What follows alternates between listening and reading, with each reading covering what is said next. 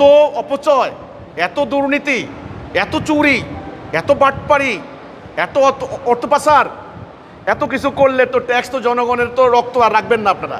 না, আপনি দেখলেন যে একজন কর্মকর্তা 400 কোটি টাকা দুর্নীতির খবর পাওয়া গেছে। আপনি দেখেন 4000 কোটি টাকা যাদের কাছ থেকে তিনি 400 কোটি টাকা কামিয়েছেন, কমপক্ষে 4000 কোটি টাকা জাতি বঞ্চিত হয়েছে, হয় নাই? হয়েছে। এই যে দুর্নীতি আমি বললাম, আপনি দেখেন একটা গাড়ি আমদানি করতে লাগে 300%। 8 লাখ টাকা যদি গাড়ির দাম হয়, 30 লাখ টাকা দিয়ে গাড়ি কিনতে হয়। আবার গাড়ির ভ্যাট আছে, গাড়ির আবার রোড পারমিশন আছে, এরপরে রেজিস্ট্রেশন ফি আছে। আরে বাপরে বাপ, দুনিয়ার কাহিনী। আচ্ছা, এবার এই যে আমদানি কর, যেটা আমদানি কর, যদি 50 কোটি টাকা আমদানি হয়, সে খুব ব্রিলিয়েন্ট উকিল রাখে। ট্যাক্সের উকিল কিন্তু আলাদা। ট্যাক্সের উকিল কিন্তু সাধারণ কোনো ওই যে আপনার ওই যে ম্যাজিস্ট্রেট কোর্টে যে ওকালতি করে ভাত খায় ওরকম না। আমি দেখছি অনেক ব্রিলিয়েন্ট ট্যাক্সের উকিল, ওরা খুব মায়ের প্যাচ বুঝে। এরা আপনাকে ফাঁকিবাজি শিখাইয়া উনি নিলেন ধরেন 2 কোটি টাকা, সরকারের 20 কোটি টাকা মারি এবার আপনার মেরে দিয়ে এবার ওই 2-3 কোটি টাকা বাস সরকারকে ট্যাক্স দিচ্ছে। এই দুর্নীতি বন্ধ হবে আল্লাহ দেওয়ার দিন কায়েম করলে। বিদ্যমান ব্যবস্থা থাকলে ট্যাক্সের বোঝা থেকে আপনারা বাঁচবেন না।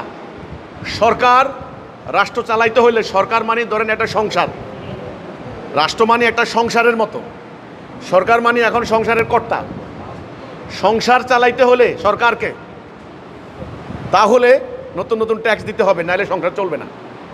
এত দুর্নীতি, এত চুরি, এত জালিয়াতি, এত অর্থ পাচার, এত 2 নাম্বারি, এত অপচয়।